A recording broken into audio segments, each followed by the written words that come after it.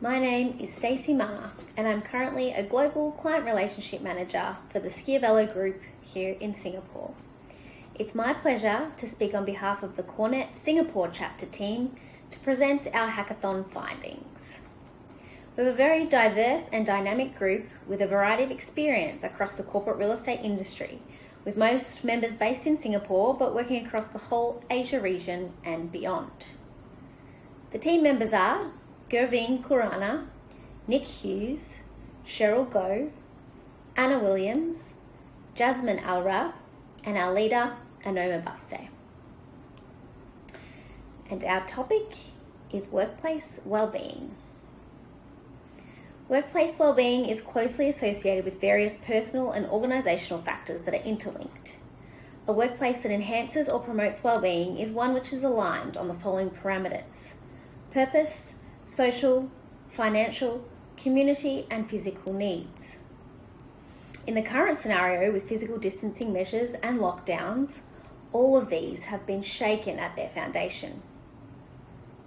In our submission, we addressed how people can still come together and remain well in the future workplace through measures associated with planning, technology, hygiene, and innovation. I will break up this brief summary into 4 main areas. These are employee wellbeing, workplace arrangement, communications, and safety protocol. So let's start with employee wellbeing. From initiative to necessity.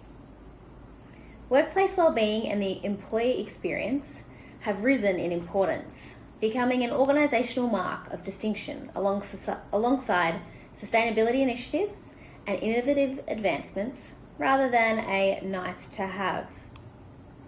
Research indicates that the global corporate wellness market is projected to reach just over $90 billion by 2026, expanding by 6.8%. The impact of COVID-19 is likely to further raise wellness investments because they are now crucial to the return to work journey. Corporate wellness initiatives solely targeting health risk factors will need to shift focus to higher calibre wellbeing, health and safety programs in order to attract and retain staff, instill confidence in leadership, and meet more stringent green, clean building requirements. We advocate for corporates to provide access to company programs to support physical health, such as nutritionists, free health checkups and yearly vaccinations, community and company-sponsored team activities, both virtually, via apps and in the physical world. This would also include ergonomic work-from-home kits and assessments, and improvements to the physical office space, from air quality to temperature check as we enter the workplace. It's important companies do not overlook the mental well-being and place an even stronger focus on this, offering therapists and emotional coaches and encouraging teammates to connect either virtually or in person on a regular basis. Next, I'd like to discuss workplace arrangement. From agile to rigid. As we explore the general willingness to be in common spaces and those of people and companies' reluctance to use co-working spaces and shared office settings as part of their real estate and workplace needs, the following is our forecast. Initial cautionary approach to interacting with these spaces, heightened awareness of best practice, and adjusting to how we work. Companies will be expected to conduct a thorough analysis of the current workplace arrangement to see how it can be adjusted most effectively to mitigate fears surrounding transmission and hygiene. Developing a new normal that takes existing models of working and workplace arrangements and modifying them to be aligned with our new consciousness, greater appreciation for dedicated workspaces both in the workplace and at home, and our understanding of how viruses are transmitted. More consideration will be had for the potential impacts of using co-working spaces and shared offices, looking at cost versus benefit for both individuals and the organisation with regards to well-being.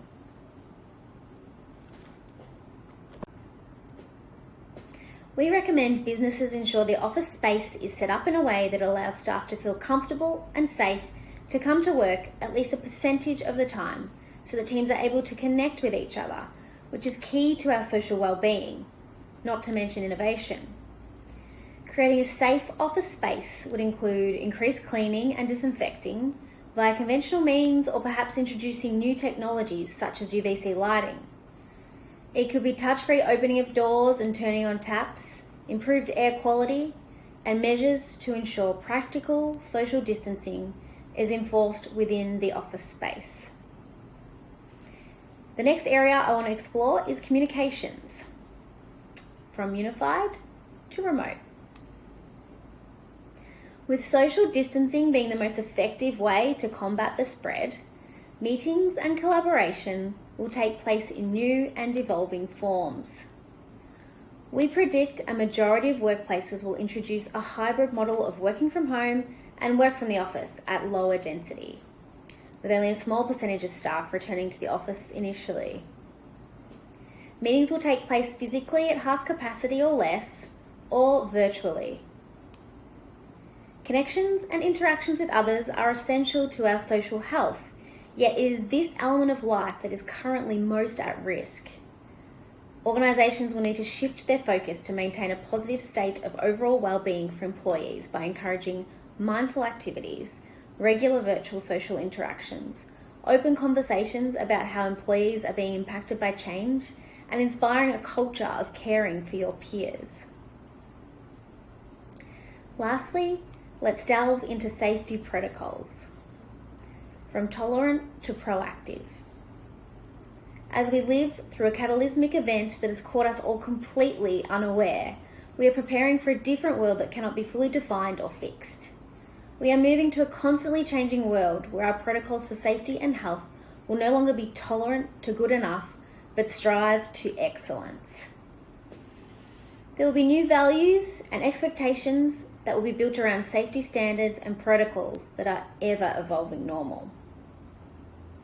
In the past, it may have been frowned upon to stay at home when feeling unwell, many employees feeling they should toughen up and get on with it, often coming into the workspace contagious.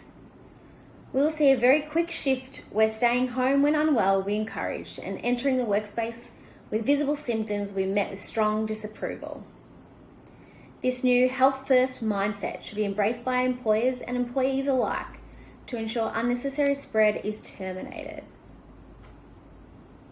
To finalise this summary, if there is one key thing we can take away from the hackathon exercise, it is the certainty that whilst wellbeing had an important place in the past, it has been firmly thrust to the forefront of every workplace agenda, forcing companies to act fast to ensure the physical and mental welfare of their workforce. Where previously workplace wellbeing was a luxury, supporting a positive culture and helping to retain staff, it is now the linchpin to ensuring businesses can continue at even the most basic level. Managing employees' anxiety and fear, providing comfort and easy accessibilities working from anywhere, and ensuring a safe, clean environment will be key considerations as businesses plan for what will now be not just the new normal, but the ever-evolving normal. On behalf of the Singapore chapter, thank you to CoreNet for running the hackathon, and we look forward to hearing the findings from all involved.